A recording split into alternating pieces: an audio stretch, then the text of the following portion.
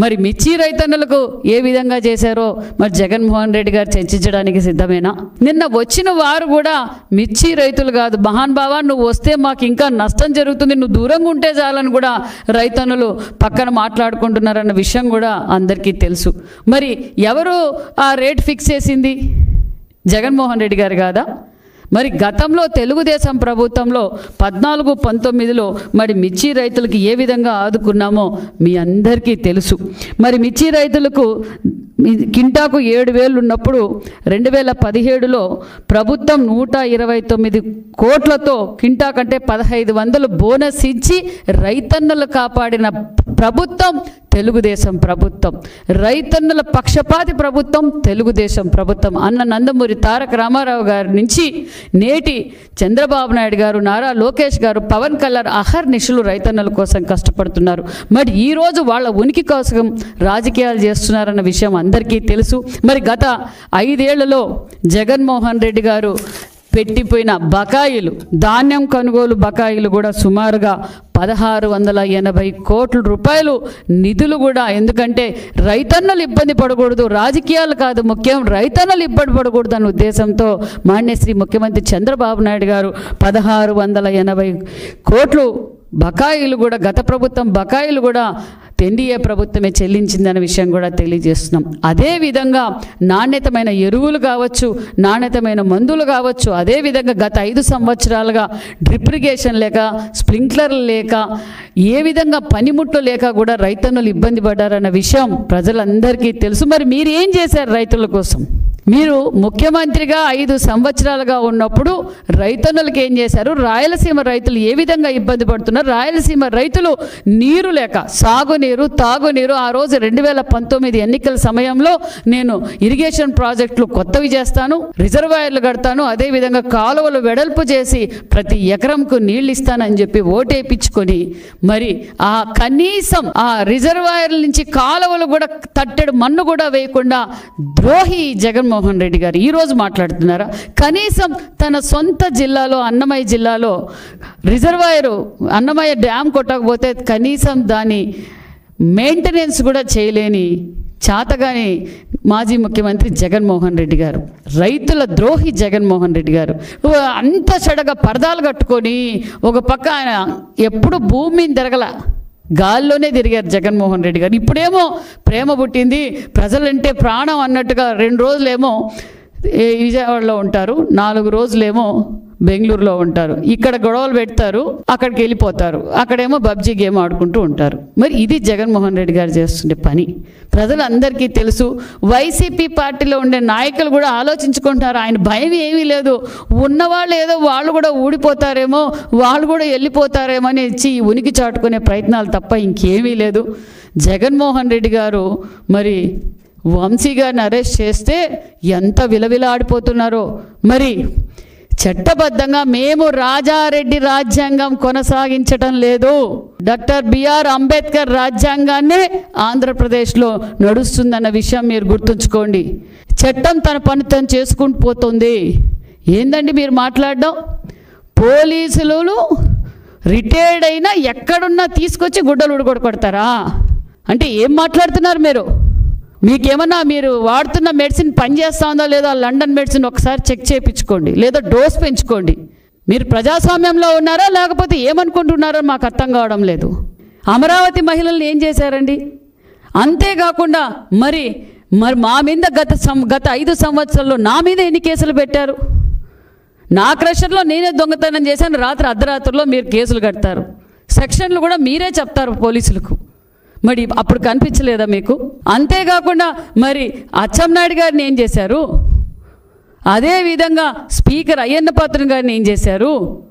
మరి కొల్లు రవీంద్ర గారు కావచ్చు, జేసీ ప్రభాకర్ రెడ్డి గారు కావచ్చు, అదేవిధంగా త్రిపులార్ గారు, మరి వీళ్ళంతా కనిపించకపోయినా కనీసం ఎంతో సీనియర్ నాయకులు, ప్రపంచంలోనే గుర్తింపున్న నాయకుడు, భవిష్యత్ తరాలకి ఎంతో విజనరీ కలిగిన నాయకుడు మరి మాన్యశ్రీ నారా చంద్రబాబు నాయుడు గారు కూడా అక్రమ కేసులో అరెస్ట్ చేశారు. ఒక మాజీ ముఖ్యమంత్రిగా మీరు మాట్లాడితే మీరు మాట్లాడే తీరు అదేనా? మీరు ఇంకా ప్రజల్ని ఏదో భ్రమ పెట్టాలని చూస్తున్నారు. ప్రజలు మీకు ఆల్రెడీ బుద్ధి చెప్పారన్న విషయాన్ని కూడా మీరు తెచ్చుకోండి. మీకు 11 సీట్లకే పరిమితం చేశారు. మీరు ప్రజల గురించి పోరాటం చేయాలని గత 5 సంవత్సరాల్లో మాన్యశ్రీ ముఖ్యమంత్రి చంద్రబాబు నాయుడు గారు ప్రజల కోసం మా పార్టీ ఏ విధంగా కష్టపడిందో ఒక్కసారి టీవీలో చూడండి. పార్టీ ఓడిపోయిన రోజు నుంచి, మీరు అధికారంలో ఎక్కిన రోజు నుంచి ప్రజల కోసం అహర్నిశలు పోరాటం చేసిన పార్టీ తెలుగుదేశం పార్టీ మాన్యశ్రీ ముఖ్యమంత్రి చంద్రబాబు నాయుడు గారు, నారా లోకేష్ గారు. మీ పార్టీ క్లోజ్ అయిపోయిందన్న విషయం ప్రజలందరికీ తెలుసు. అందుకే మీకు 11 సీట్లకే పరిమితం చేశాం. పులివెందల్లో కనీసం సొంత జిల్లాలో కూడా మీ సమస్యలు మీరు పరిష్కారం చేయాల. ఒక పక్క కడపకి వెళ్తే కాంట్రాక్టర్లు అందరూ వచ్చి అర్జీలు ఇచ్చుకుంటున్నారు. ఏంటి అంటే, మేడం మేము కాంట్రాక్టరు ఎవరో జగన్ రెడ్డి, మరి బిల్లులేమో అయిపోయినాయి అంటున్నారు, మేమేమో సబ్ కాంట్రాక్టర్లము, మా బిల్లులు ఇప్పించండి మేడం అంటే అక్కడ గ్రౌండ్లోకి వెళ్ళి చూస్తే వర్క్ చేయకనే బిల్లులు అయిపోయినాయి. అంతేకాకుండా పులివెందులో తాగునీరు సమస్య, పులివెందులో బీసీ హాస్టల్ కూడా గాలికి వదిలేశారు. బీసీ బిడ్డలు చదువుకునే హాస్టల్ కూడా గాలికి వదిలేశారు. మీరు ఈరోజు రాజకీయాల గురించి, బాధ్యతల గురించి, చట్టాల గురించి మాట్లాడే అర్హత మీకు లేదు. మీరు ముఖ్యమంత్రి గారి గురించి మాట్లాడతారా? అసెంబ్లీలో చర్చిస్తాం. మేము 5 ఏళ్ళు అసెంబ్లీలో చర్చించలేదా? మేము గ్యారంటీ ఇస్తున్నాం. మా ముఖ్యమంత్రి గారు మాకు పద్ధతి నేర్పారు. కక్ష సాధింపు చర్యలు మమ్మల్ని మేము చెయ్యము. మేము అసెంబ్లీలో మీరన్నా మా నాయకులకు మైకి ఇవ్వకుండా అసభ్యకరంగా ప్రవర్తించారు. మేము అష్యూరెన్స్ గతంలో ఎలా అసెంబ్లీ నడిపామో కుటుంబ సభ్యులతో అసెంబ్లీ చూడవచ్చు. మీరు అసెంబ్లీకి రండి, చర్చిద్దాం.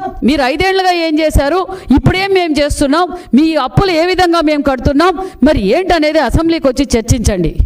దమ్ము ధైర్యం ఉంటే మీరు అసెంబ్లీలోకి వచ్చి చర్చిస్తే, మీరు మరి మీ పార్టీ ఉన్నట్టా లేనట్టో, మీరు పులివెందుల ఎమ్మెల్యేనో కాదో ఆ పులివెందుల ప్రజలకన్నా అర్థమయ్యేలా చెప్పండి సార్. ఏం మాట్లాడుతున్నారు మీరు? మేము చెప్పేది ఒకటే, మీకు మైక్ ఇస్తాం, మీరు మా మైకులు కట్ చేశారు, మమ్మల్ని అసభ్యకరంగా మాట్లాడారు, మా ముఖ్యమంత్రి గారిని అసెంబ్లీ అసభ్యకరంగా మాట్లాడారు. అంతేకాకుండా మా భువనమ్మ గారిని, మహిళను కూడా చూడకుండా అసభ్యకరంగా మీరు మాట్లాడారు. మీరు ఎలాగంటే మహిళలంటే మీకు గౌరవం లేదు. ఎందుకంటే సొంత తల్లిని చెల్లిని, ఇంకొక చెల్లిని, బాబాయ్ కూతురు ఇంకో సునీతమ్మని అందరినీ రోడ్డుకి ఎక్కించి మీరు ఏ విధంగా అసభ్యకరమైన పోస్టులు పెట్టించారంటే, మీకు సొంత తల్లి చెల్లి మీదే మీకు గౌరవం లేనప్పుడు మీకు మహిళలంటే గౌరవం లేదన్న విషయం తెలుసు. మేము క్లారిటీగా చెప్పేది ఒకటే, జగన్మోహన్ రెడ్డి గారు మీరు అసెంబ్లీకి రండి, మీకు మైక్ ఇస్తాం, మేము చర్చించడానికి సిద్ధమని కూడా విషయాన్ని కూడా మీకు తెలియజేస్తున్నాం. ఎందుకంటే మీకు అర్థం కావడం లేదు. కేంద్రం నుంచి ఏ విధంగా నిధులు వస్తున్నాయి, రాష్ట్రం ఏ విధంగా అభివృద్ధిలో పరుగులు పెడుతుందన్న విషయం మీకు అర్థం కాక, జీర్ణించుకోలేక, ఏం చేయాలో అర్థం కాక, ఈరోజు అదేంటి వంశీ గారు అందగాడు, నాని గారు అందగాడు, ఏంటండి మీరు మాట్లాడుతుండేది? ఇక్కడ అందాల పోటీలు ఏమైనా జరుగుతున్నాయా? 5 ఏళ్లలో జరపాల్సిన అందాల పోటీలు. మేము ప్రజలకు జవాబుదారీగా ఉంటుంది ఎన్డీఏ ప్రభుత్వం. ఒక పక్క పోలవరం పనులు మొదలైనాయి, ఒక పక్క మరి అమరావతి పనులు మొదలైనాయి, ఒక పక్క విశాఖ హక్కు, ఆంధ్రుల హక్కు, ఏదైతే మేము గతంలో మాట చెప్పామో ఆ మాట నిలబెట్టుకున్న ముఖ్యమంత్రి మాన్యశ్రీ ముఖ్యమంత్రి చంద్రబాబు నాయుడు గారు. ఒక పక్క రైల్వే జోన్, ఏ గ్రామాల్లో చూసినా ఒక పక్క పొలం పిలిచింది, ఒక పక్క పొలం పండగ, ఒక పక్క పల్లె పండగ, ఒక పక్క ఉచిత ఇసుక ఇచ్చాం, అన్నా క్యాంటీన్లు ఇచ్చాం, మెగా డిఎస్సి. ఆ రోజు జగన్మోహన్ రెడ్డి గారు ఏం చెప్పారు? వారం రోజుల్లోనే సిపిఎస్ రద్దు, నేను కరెంటు బిల్లులు పెంచను, నేను బస్ ఛార్జీలు పెంచను, నేను నిత్యావసర సరుకులు పెంచను, ప్రతి సంవత్సరం మెగా జాబ్ క్యాలెండర్, పరిశ్రమలు తీసుకొస్తా, ఉపాధి సృష్టిస్తా. మరి ఎక్కడ పోయినాయండి జగన్మోహన్ రెడ్డి గారు? ఇవన్నీ ఉన్న పరిశ్రమలు పక్కకు పోయినాయి, తరలిపోయినాయి వేరే రాష్ట్రాలు. మీ దెబ్బకు మీ కట్టే ట్యాక్స్ కట్టలేక ఇతర రాష్ట్రాలకు వలసిపోయినాయి. ఇవన్నీ ప్రజలు చూడలేదనుకుంటున్నారా? మేము ఇంకోసారి తెలియజేసేది ఒక్కటే, మీరు అసెంబ్లీకి వచ్చి మీరు చర్చించండి, మేము సిద్ధంగా ఉన్నాం. మిర్చి రైతుల కోసం కూడా చర్చిస్తాం, రైతన్నుల కోసం చర్చిస్తాం. మీరు ఏమైనా మంచి చెప్తే ఆ సూచనలు కూడా తీసుకుంటుంది ఎన్డీఏ ప్రభుత్వం, మాన్యశ్రీ ముఖ్యమంత్రి చంద్రబాబు నాయుడు గారు. కాబట్టి మీరు అసెంబ్లీకి రావాలి. మీరు నిజంగా ప్రజల కోసమే పోరాటం చేస్తుంటే మీరు అసెంబ్లీలో కూర్చొని చర్చించండి. అప్పుడు మీరు పులివెందుల ఎమ్మెల్యేని ఒప్పుకుంటామనే విషయాన్ని కూడా మీకు తెలియజేస్తున్నాం. చూసారు కదండి. మరి ఈ వీడియో కనుక మీకు నచ్చినట్లయితే ఒక లైక్ కొట్టేసి మీ అభిప్రాయాన్ని కూడా కామెంట్ బాక్స్లో తెలియజేస్తూ ఇలాంటి ఇంట్రెస్టింగ్ అప్డేట్స్ కోసం మా ఛానల్ని సబ్స్క్రైబ్ చేసుకోండి.